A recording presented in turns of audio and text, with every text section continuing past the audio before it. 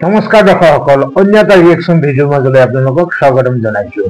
আজিৰে পৰা আৰম্ভ হৈছে বিধানসভাৰ শীতকালীন অধিৱেশন। এই অধিৱেশনত এইবাৰ মুখ্যমন্ত্ৰী ডক্টৰ হিমন্ত বিশ্ব শৰ্মাই কেইবাখনো গুৰুত্বপূৰ্ণ বিল উত্থাপন কৰাৰ সম্ভাৱনা আছে। কিন্তু এই দিনটোকে প্ৰতিবাদেৰে উত্তাল কৰাৰ সিদ্ধান্ত লৈছে, পৰিকল্পনা লৈছে বিৰোধী দলসমূহে।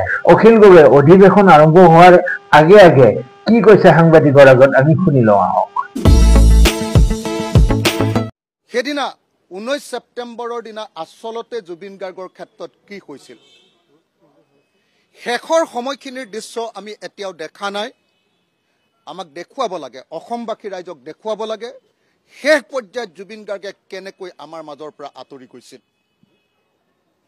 আমাক লাগে যে কাৰ দুখৰ কাৰণে জুবিন গাৰ্গে এনেকৈ মৃত্যুৰ বৰণ কৰিবলগীয়া হৈছিল, সেই কথা আজি স্পষ্টকৈ লাগিব।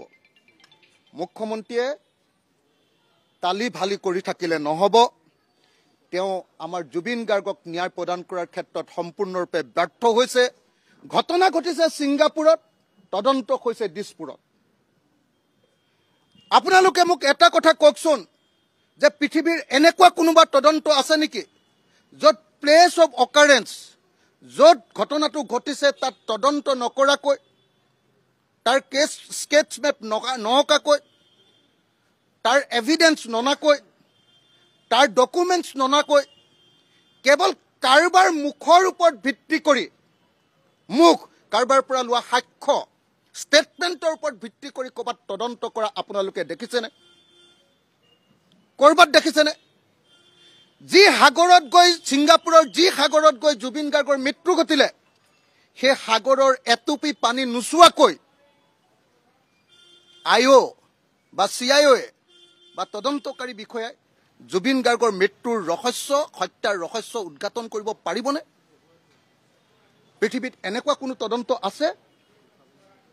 গতিকে এই তদন্ত সম্পূৰ্ণৰূপে প্ৰশাসন, হিমন্ত বিশ্ব শৰ্মাৰ তদন্ত সম্পূৰ্ণৰূপে নাটক।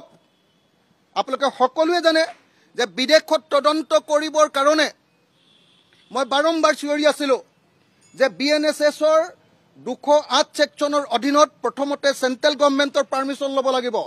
সেইটো পাৰ্মিশ্যন লৈছে, তেওঁলোকে জনাই নাছিলে। মই চিঞৰি থকাৰ পাছত 2 মাহৰ পাছত পাৰ্মিশ্যনটো লৈছে। দৰ্শকসকল, আমি সকলোৱে জানো যে 10 ডিচেম্বৰত SITয়ে প্ৰতিবেদন দাখিল কৰিব। তদুপৰি 18 ডিচেম্বৰত ছিংগাপুৰৰ আৰক্ষীয়েও তেওঁলোকৰ তদন্ত ৰাজহুৱা কৰিব। অন্ততঃ তেতিয়ালৈকেতো আমি ৰখিব লাগিব। চৰকাৰে কেনেধৰণেৰে তদন্ত কৰিছে, কি কি প্ৰক্ৰিয়াৰ মাজেৰে গৈ আছে, সেইবিলাকতো বহু কথা সকলোৰে আগত কৈ থকাও নাযায়। গতিকে অন্ততঃ সেই দিনটোলৈকে আমি ৰোৱা উচিত। কিন্তু অখিল গগৈ বা বিৰোধী দলেও জানে সেইবিলাক কথা, কিন্তু তেওঁলোকৰ উদ্দেশ্য হৈছে পানী ঘোলা কৰা। যি জুবিন গাৰ্গে গান গাই গৈছিলে যে পলিটিক্স নকৰিব বন্ধু, সেই জুবিন গাৰ্গক লৈ এতিয়া বিৰোধী দল সকলোৱে পলিটিক্সত ব্যস্ত। অখিল গগৈয়ে কি কৈছে, SITয়ে বোলে জনাই নাছিলে কিছু কথা, তেওঁ কোৱাৰ ফলতহে বোলে বুজি পাইছে। আপোনালোকে বিশ্বাস কৰে নেকি? সেই পুলিচ ডিপাৰ্টমেণ্টত যিবিলাক ডাঙৰ ডাঙৰ বিষয়া আছে বা যিবোৰ মহাধিবক্তা আছে, উকিলৰ টীম আছে, চৰকাৰী পক্ষৰ সেইবিলাক একো একোটা টীম থাকে, এতিয়া তেওঁবিলাকে এইবিলাক ৰিচাৰ্চ নকৰাকে, অধ্যয়ন নকৰাকে কি তদন্ত প্ৰক্ৰিয়া চলাই আছে নেকি? এইবিলাক পানী ঘোলা কৰা কথা। সাধাৰণ জনতাৰ ওপৰত এইবিলাক একো প্ৰভাৱ নপৰে। গতিকে তেওঁলোকে ভাবিছে